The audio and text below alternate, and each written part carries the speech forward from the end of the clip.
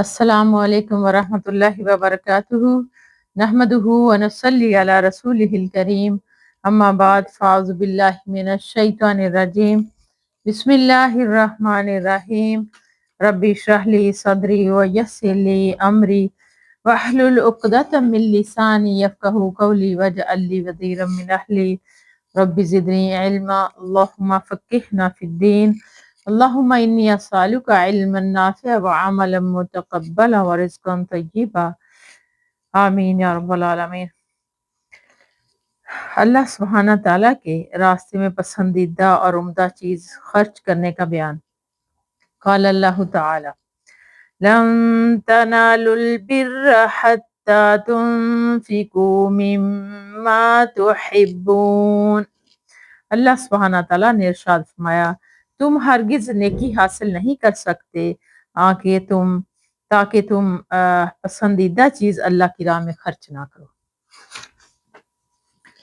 وقال اللہ تعالی یا ایہا الذین آمنوا انفقوا من طیبات ما کسبتم ومما اخرجنا لکم من الارض وَلَا تَيَمَّمُوا الْخَبِيثَ مِنْهُ تُنْفِقُونَ۔ نیز فرمایا اللہ سبحانہ تعالیٰ نے اے ایمان والو اپنی کمائی میں سے پاکیزہ چیزیں خرچ کرو اور ان چیزوں سے جو ہم نے تمہارے لیے زمین سے اگائی ہیں، اور ردی اور خراب چیز خرچ کرنے کا ارادہ مت کرو۔ حضرت انس رضی اللہ تعالیٰ عنہ سے روایت ہے کہ حضرت ابو طلحہ رضی اللہ تعالیٰ عنہ انصار مدینہ میں کھجور کے باغات کے اعتبار سے سب سے زیادہ دولت مند تھے، اور انہیں اپنے مالوں میں سب سے زیادہ پسندیدہ بحرا نامی باغ تھا۔ یہ مسجد نبوی کے بالکل سامنے تھا۔ نبی کریم صلی اللہ علیہ وسلم اس میں تشریف لاتے اور باغ میں موجود پاکیزہ پانی پیتے۔ حضرت انس راوی رضی اللہ تعالیٰ فرماتے ہیں کہ جب یہ آیت نازل ہوئی لَن تَنَالُوا الْبِرَّ حَتَّى تُنْفِقُوا مِمَّا تُحِبُّونَ، تو ابو طلحہ رضی اللہ تعالیٰ عنہ نے رسول اللہ صلی اللہ علیہ وسلم کی خدمت میں حاضر ہوئے اور عرض کیا اے اللہ کے رسول صلی اللہ علیہ وسلم، اللہ تعالیٰ نے آپ پر یہ آیت نازل فرمائی ہے لَن تَنَالُوا الْبِرَّ کہ تم ہرگز نیکی کو نہیں پہنچ سکو گے تاکہ تم اپنی پسندیدہ چیزیں خرچ کرو، اور مجھے اپنے مالوں میں سب سے زیادہ محبوب بیرہ باغ میں اسے اللہ کے لیے صدقہ کرتا ہوں۔ میں اللہ تعالیٰ سے اس کے اجر کی اور اس کے پاس اس کے ذخیرہ ہونے کی امید رکھتا ہوں۔ چنانچہ آپ اللہ کی دی ہوئی سمجھ کے مطابق جہاں مناسب سمجھے اسے اپنے تصرف میں لائیں۔ رسول اللہ صلی اللہ علیہ وسلم نے ارشاد فرمایا واہ واہ، یہ تو بڑا نفع بخش مال ہے، یہ تو بڑا نفع بخش مال ہے، تو نے جو کچھ کہا ہے میں نے سن لیا، میری رائے یہ ہے کہ تم اسے اپنے قرابت مندوں میں تقسیم کرو۔ ابو طلحہ نے فرمایا ٹھیک ہے یا رسول اللہ صلی اللہ علیہ وسلم، میں ایسا ہی کروں گا۔ چنانچہ انہوں نے اسے اپنے رشتہ داروں اور چچا زاد بھائیوں میں تقسیم کر دیا۔ رواہ البخاری و مسلم۔ فائدہ نمبر 1، اس میں صحابہ کرام رضی اللہ تعالیٰ عنہم کو بے مثال جذبے کا بیان ہے جو اللہ تعالیٰ اور رسول صلی اللہ علیہ وسلم کی اطاعت کا اور اعلیٰ درجات حاصل کرنے کا ان کے اندر تھا۔ نمبر 2، اپنے محبوب ترین اموال اللہ کی راہ میں خرچ کرنا کمال ایمان کی علامت ہے۔ نمبر 3، صدقہ و خیرات میں پہلے اپنے قریبی رشتہ داروں کو ترجیح دی جائے اگر وہ غریب اور امداد کے مستحق ہوں، بصورت دیگر جو مستحق ہوں ان پر صدقہ کیا جائے۔ بے شک اللہ سبحانہ تعالیٰ ہم سب کو نیکی کی توفیق عطا فرمائے، آمین یا رب العالمین۔ باب اپنے گھر والوں اور اپنی باشعور اولاد اور اپنے تمام ماتحتوں کو اللہ کی فرما برداری کرنے کا حکم دینے اور انہیں اس کی مخالفت سے روکنے، انہیں سزا دینے اور اللہ کی منع کردہ چیزوں کے ارتکاب سے باز رکھنے کا بیان۔ قال اللہ تعالی وَأَمُرْ أَهْلَكَ بِالصَّلَاةِ وَاصْطَبِرْ عَلَيْهَا۔ وقال اللہ تعالی یا ایہا الذین آمنوا قوا انفسکم واہلیکم نارا اللہ سبحانہ تعالیٰ نے ارشاد فرمایا، اپنے گھر والوں کو نماز کا حکم دو اور اس پر قائم رہو، اور نیز فرمایا اے ایمان والو بچاؤ تم اپنی جانوں کو اپنے گھر والوں کو آگ سے۔ حضرت ابو ہریرہ رضی اللہ تعالیٰ عنہ سے روایت ہے کہ انہوں نے فرمایا، حضرت حسن بن علی رضی اللہ تعالیٰ عنہ نے صدقے کی کھجوروں میں سے ایک کھجور لے کر اپنے منہ میں ڈالی تو رسول اللہ صلی اللہ علیہ وسلم نے فرمایا، نہیں نہیں، اسے پھینک دو، کیا تمہیں معلوم نہیں کہ ہم صدقے کی چیز نہیں کھاتے؟ بخاری و مسلم۔ ایک روایت میں اسی طرح ہے کہ ہمارے لیے صدقہ حلال نہیں۔ فائد نمبر، اس سے معلوم ہوا کہ نبی کریم صلی اللہ علیہ وسلم اور آپ کی آل کے لیے صدقہ حلال نہیں تھا۔ آل سے مراد یہاں بنو ہاشم اور بنو مطلب ہیں۔ اس کی مزید تفصیل کے لیے حدیث نمبر 346 کے فوائد۔ نمبر 2، بچوں کی تعلیم و تربیت کا پہلو بھی واضح ہے کہ بچوں کو جن چیزوں سے روکنا ضروری ہے والدین کی ذمہ داری ہے وہ ان کا خیال رکھیں اور انہیں ان چیزوں سے روکتے اور سمجھاتے رہیں۔ نمبر 3، صدقے کا مال قومی امانت ہے، جن گھروں اور اداروں میں یہ جمع ہو ان کی ذمہ داری، ان کا فرض ہے کہ وہ اس کی حفاظت کریں اور اصل مستحقین تک اسے پہنچائیں اور اپنے عزیز و اقارب کے وسط برو سے اسے بچائیں۔ حضرت ابو حفص عمر بن ابی سلمہ عبداللہ بن عبد الاسد رسول اللہ صلی اللہ علیہ وسلم کے پروردہ یعنی ام المومنین حضرت ام سلمہ رضی اللہ تعالیٰ عنہ کے بیٹے ہیں سے روایت ہے کہ میں بچہ تھا اور رسول اللہ صلی اللہ علیہ وسلم کی زیر پرورش تھا اور میرا ہاتھ کھاتے وقت پیالے میں گھومتا تھا تو رسول اللہ صلی اللہ علیہ وسلم نے مجھ سے فرمایا، اے لڑکے اللہ کا نام لو، بسم اللہ پڑھو، دائیں ہاتھ سے کھاؤ اور اپنے قریب سے کھاؤ، چنانچہ اس کے بعد میرے کھانے کا طریقہ یہی رہا۔ رواہ البخاری و مسلم۔ فائد نمبر، اس میں بھی بچوں کو ادب و اخلاق سکھانے کی تعلیم ہے۔ نمبر 2، کھانے کا آغاز بسم اللہ سے کیا جائے اور جب ایک ہی برتن یعنی سینی یا تھالی وغیرہ میں متعدد افراد کھائیں تو اپنے آگے سے کھایا جائے۔ ہاں اگر انواع اقسام کے کھانے اور پھل وغیرہ ہوں تو حسب خواہش ایک دوسرے کے آگے سے بھی لیے جا سکتے ہیں۔ نمبر 3، موقع پر ہی بچے کو تنبیہ و نصیحت کی جائے کیونکہ یہ زیادہ مؤثر رہتی ہے اور اس کے دل و دماغ میں راسخ ہو جاتی ہے۔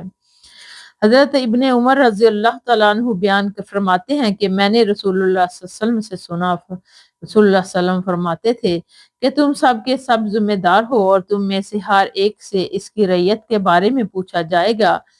امام حکمران ذمہ دار ہے اور اس سے اپنی رعایا کے بارے میں بات پرس ہوگی۔ آدمی اپنے گھر والوں کا نگران ہے اور اسے اپنی رعیت یعنی اہل خانہ کے بارے میں پوچھا جائے گا، اور عورت اپنے خامد کے گھر کی نگران ہے اور اسے اپنی رعیت، گھر میں رہنے والے بچے اور دیگر افراد کے بارے میں باز پرس ہوگی۔ خادم اپنے آقا کے مال کا نگران ہے، اس سے اس کی رعیت، مال و اسباب کے بارے میں پوچھا جائے گا۔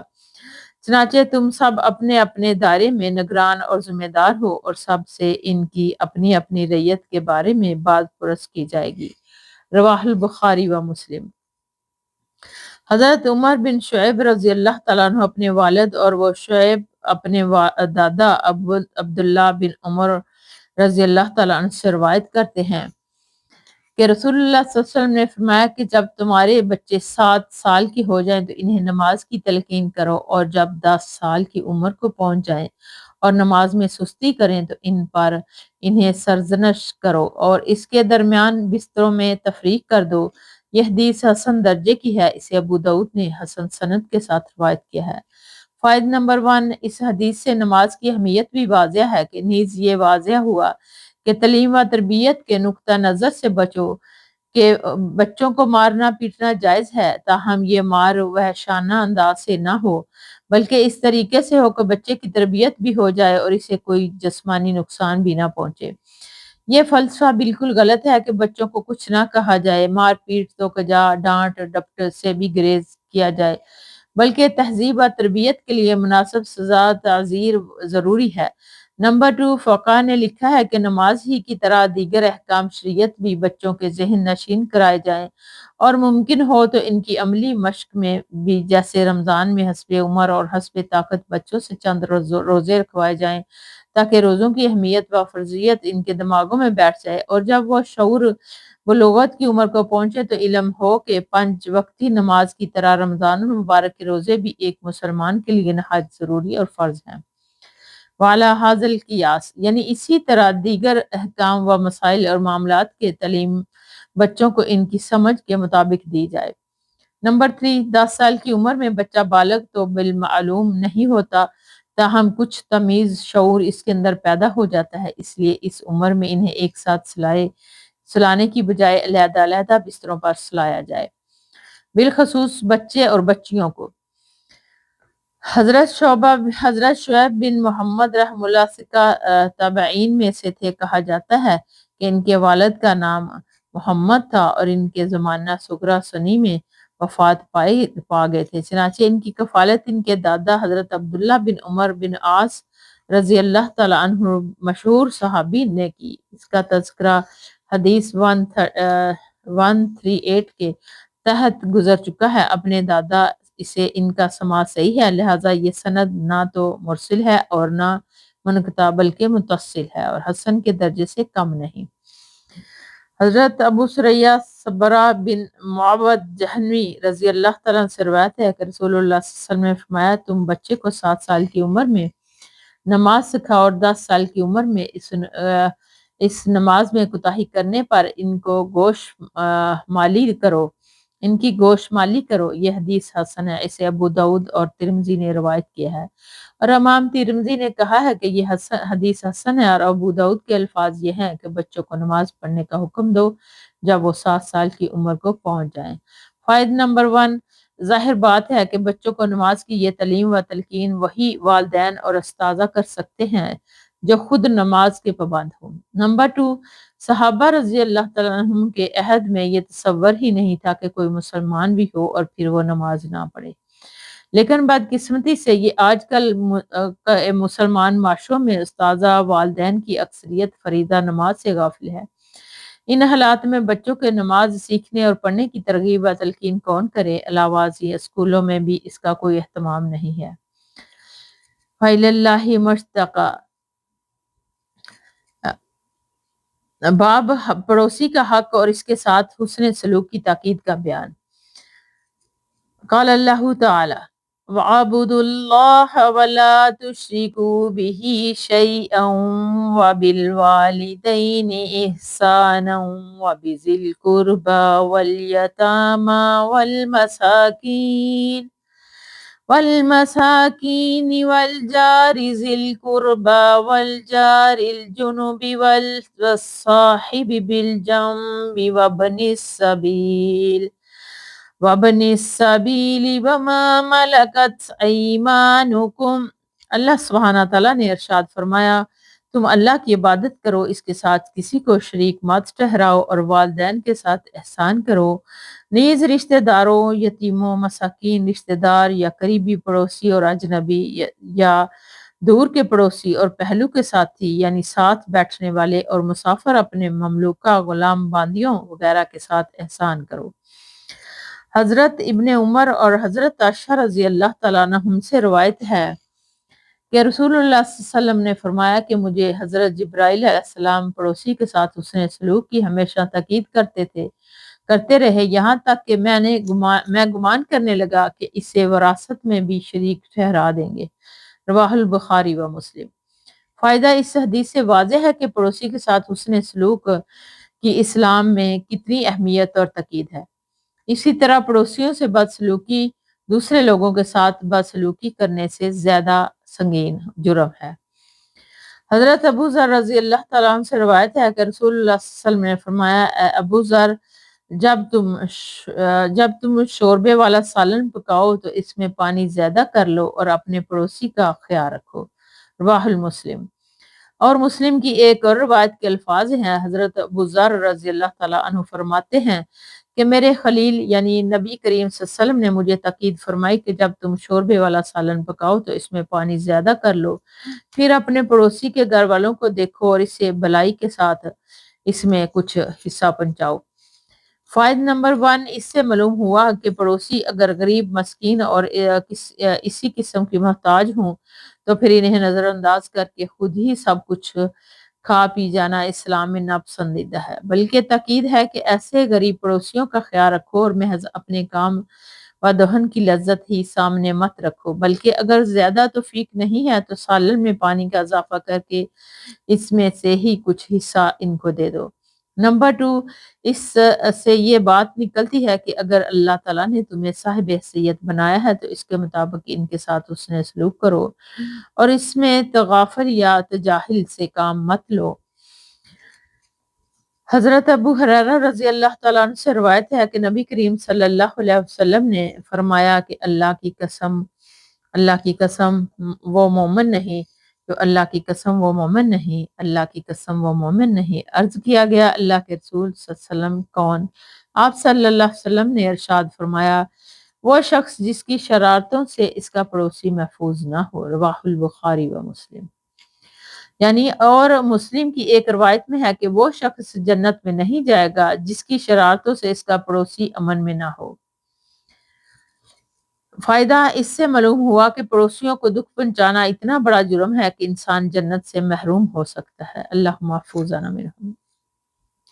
حضرت ابو ہریرہ رضی اللہ تعالیٰ عنہ سے روایت ہے کہ رسول اللہ صلی اللہ علیہ وسلم نے فرمایا کہ اے مسلمانوں کی عورتوں، کوئی پڑوسن اپنی پڑوسن کے لیے کوئی ہدیہ کمتر نہ سمجھے، اگرچہ وہ ہدیہ بکری کا کھر ہی کیوں نہ ہو، بخاری و مسلم۔ فائدہ اس سے معلوم ہوا کہ پڑوسیوں کو چاہیے کہ وہ ایک دوسرے کو ہدیہ دیتے رہا کریں، امیر کو اپنی حیثیت کے مطابق اور غریب کو اپنی حیثیت کے مطابق۔ غریب یہ نہ سوچے کہ معمولی چیز کسی کو کیا ہدیہ دوں، اس کا معمولی سا ہدیہ بھی عند اللہ مقبول ہوگا بشرط یہ کہ اخلاص سے دیا جائے۔ فَمَن يَعْمَلْ مِثْقَالَ ذَرَّةٍ خَيْرًا يَرَهُ۔ ویسے بھی غریب کا ہدیہ بھیجنا امیر کے دل میں اس کی قدر میں اضافے کا باعث ہوگا، البتہ امیر کے لیے بہتر ہے کہ وہ اپنی شان ہدیہ بھیجے کیونکہ وہ سائل سے بہراور ہے۔ یہ نہ ہو کہ جو چیز باسی ہو جائے یا اپنا جی اسے کھانے کو نہ چاہے تو ایسی سڑی بسی چیزیں پڑوسی کو بھیج دی جائیں۔ اس میں عدم اخلاص کے ساتھ پڑوسی کی حقارت کا جذبہ بھی شامل ہے، جبکہ ہدیے کا مطلب تو اخلاص و محبت کا اظہار ہے، اور جس میں کسی غریب پڑوسی کے لیے تحقیر شان کا جذبہ کار فرما ہو تو وہ ہدیہ کس چیز کا اور اللہ کے ہاں اس کی کیا قدر و منزلت ہوگی۔ ہاں اگر تحقیر شان والی بات نہ ہو تو پھر کم تر چیز بھی جو خود اسے پسند نہ ہو کسی غریب کو نہ دینا، اسے پھینک دینے سے بہتر ہے بشرط بجائے خود وہ چیز کارآمد ہو۔ حضرت ابو ہریرہ رضی اللہ تعالیٰ عنہ سے روایت ہے کہ رسول اللہ صلی اللہ علیہ وسلم نے فرمایا کہ کوئی پڑوسی اپنی پڑوسی کو اپنے مشترکہ دیوار میں لکڑی یا کیل وغیرہ گاڑنے سے نہ روکے۔ پھر حضرت ابو ہریرہ رضی اللہ تعالیٰ عنہ فرماتے ہیں کہ کیا وجہ کہ اس فرمانے رسول کے باوجود میں تمہیں اس حکم سے منہ پھیرتے ہوئے دیکھتا ہوں، اللہ کی قسم میں اسے تمہارے کندھوں کے درمیان پھینک کے رہوں گا، یعنی ضرور تمہارے سامنے پیش کروں گا، رواہ البخاری و مسلم۔ فائدہ اس حکم اور تاکید کی اہمیت ان آبادیوں اور بستیوں میں سامنے آتی ہے جو جھونپڑیوں اور خیموں پر مشتمل ہوں، یا ایسے علاقوں میں جہاں اب بھی دو پڑوسیوں کے درمیان پختہ دیوار ایک ہی ہوتی ہے۔ بڑے شہروں کی طرح اپنی اپنی الگ الگ دیواریں نہیں ہوتی، تاہم اس سے یہ اصول ضرور معلوم ہوتا ہے کہ پڑوسیوں کے معاملے میں انسان کو بد مزاج یا بد معاملہ نہیں ہونا چاہیے کہ ایک کیل کا ٹھونکنا، ایک لکڑی کا گاڑنا بھی اسے ناگوار ہو، بلکہ بعض دفعہ دیکھا گیا ہے کہ صرف ٹھک ٹھک کی آواز سے ہی وہ مشتعل اور لڑنے پر آمادہ ہو جاتے ہیں۔ بلکہ اس کے برعکس پڑوسیوں کے ساتھ باہم ہمدردی اور تعاون کا معاملہ ہونا چاہیے۔ مسلمان تو تمام کے تمام ایک جسم کی طرح ہیں، گرچہ جائے کہ دو پڑوسی بھی آپس میں ایک دوسرے کے دست و بازو نہ ہوں۔ حضرت ابو ہریرہ رضی اللہ تعالیٰ عنہ سے روایت ہے کہ بے شک رسول اللہ صلی اللہ علیہ وآلہ وسلم نے ارشاد فرمایا کہ جو اللہ اور یوم آخرت پر ایمان رکھتا ہے وہ اپنے پڑوسی کو ایذا نہ پہنچائے۔ جو اللہ اور یوم آخرت پر ایمان رکھتا ہے اسے چاہیے کہ وہ مہمان کی عزت کرے، اور جو اللہ اور آخرت کے دن پر ایمان رکھتا ہے اسے چاہیے کہ وہ بھلائی کی بات کرے ورنہ خاموش رہے، رواہ البخاری و مسلم۔ فائدہ اس حدیث میں ایمان کی ثمرات کا بیان ہے کہ جس میں مذکورہ خوبیاں نہیں ہیں اسے سمجھ لینا چاہیے کہ وہ ایمان کی برکات سے محروم ہے۔ اس کا ایمان بے ثمر درخت کی طرح یا اس پھول کی طرح ہے جو خوشبو سے محروم ہے، یا ایک ایسا قالب ہے جس میں روح نہیں۔ حضرت ابو شریح خزائی رضی اللہ تعالیٰ عنہ سے روایت ہے کہ بے شک نبی کریم صلی اللہ علیہ وسلم نے ارشاد فرمایا، جو شخص اللہ اور یوم آخرت پر ایمان رکھتا ہے اسے چاہیے کہ وہ اپنے پڑوسی کے ساتھ اچھا برتاؤ کرے۔ جو اللہ اور یوم آخرت پر ایمان رکھتا ہے اسے چاہیے کہ وہ اپنے مہمان کی عزت کرے۔ جو اللہ اور یوم آخرت پر ایمان رکھتا ہے اسے چاہیے کہ وہ کلمہ خیر کہے یا پھر خاموش رہے۔ ان الفاظ کے ساتھ امام مسلم نے روایت کیا ہے اور امام بخاری نے اس کے بعد الفاظ روایت کیے ہیں۔ حضرت عائشہ رضی اللہ تعالیٰ عنہ سے روایت ہے کہ میں نے کہا، اے اللہ کے رسول صلی اللہ علیہ وسلم، میرے دو پڑوسی ہیں، ان میں سے کس کو ہدیہ بھیجوں؟ آپ صلی اللہ علیہ وسلم نے ارشاد فرمایا، جس کا دروازہ تیرے زیادہ قریب ہو۔ اسے بخاری اور ابو داؤد نے روایت کیا ہے۔ فائدہ، جب انسان سب پڑوسیوں کو ہدیہ دینے کے ساتھ نہ رکھے اور صرف کسی ایک کو ہی ہدیہ دینا چاہے تو اس کی ترتیب اس میں بیان کر دی گئی کہ لا اقربا فل اقربا کا اصول پیش نظر ہے۔ حضرت عبداللہ بن عمر رضی اللہ تعالیٰ عنہ سے روایت ہے کہ رسول اللہ صلی اللہ علیہ وسلم نے ارشاد فرمایا کہ اللہ کے ہاں ساتھیوں میں سب سے بہتر ساتھی وہ ہے جو اپنے ساتھی کے لیے بہتر ہو، اور پڑوسیوں میں سب سے بہتر پڑوسی وہ ہے جو اپنے پڑوسی کے حق میں بہتر ہو۔ اسے ترمذی نے روایت کیا ہے اور یہ کہا ہے کہ یہ حدیث حسن ہے۔ فائدہ، ساتھی کا لفظ عام ہے جس میں سفر و حضر کا ہر ساتھی آ جاتا ہے، یعنی زندگی میں ہر وہ شخص جس سے اس کا واسطہ پڑے اس کے ساتھ اچھا برتاؤ کیا جائے، اور پڑوسی کے ساتھ بھی۔ اللہ کے ہاں خاص مقام حاصل کرنے کا یہ بہترین ذریعہ ہے۔ اور والدین کے ساتھ حسن سلوک اور رشتہ داروں کے ساتھ صلہ رحمی کرنے کا بیان۔ اللہ سبحانہ تعالیٰ نے ارشاد فرمایا، قال اللہ تعالی وَاعْبُدُوا اللَّهَ وَلَا تُشْرِكُوا بِهِ شَيْئًا وَبِالْوَالِدَيْنِ إِحْسَانًا وَذِي الْقُرْبَى وَالْيَتَامَى وَالْمَسَاكِينِ وَالْجَارِ ذِي الْقُرْبَى وَالْجَارِ الْجُنُبِ وَالصَّاحِبِ وَالْجُنبِ وَابْنِ السَّبِيلِ وَمَا مَلَكَتْ أَيْمَانُكُمْ۔ اللہ سبحانہ تعالیٰ نے ارشاد فرمایا کہ تم اللہ کی عبادت کرو، اس کے ساتھ کسی کو شریک مت ٹھہراؤ، اور والدین کے ساتھ نیک سلوک کرو، نیز رشتہ داروں کے ساتھ، یتیموں کے ساتھ، مسکینوں، رشتہ دار یا قریبی پڑوسی، اور اجنبی یا دور کے پڑوسی اور پہلو کے ساتھی، ساتھ بیٹھنے والے اور مسافر، اپنے مملوک غلام باندیوں کے ساتھ اچھا برتاؤ کرو۔ وآخر دعوانا ان الحمد للہ رب العالمین۔ سبحانک اللہم وبحمدک، نشہد ان لا الہ الا انت، نستغفرک ونتوب الیک۔ السلام علیکم ورحمۃ اللہ وبرکاتہ۔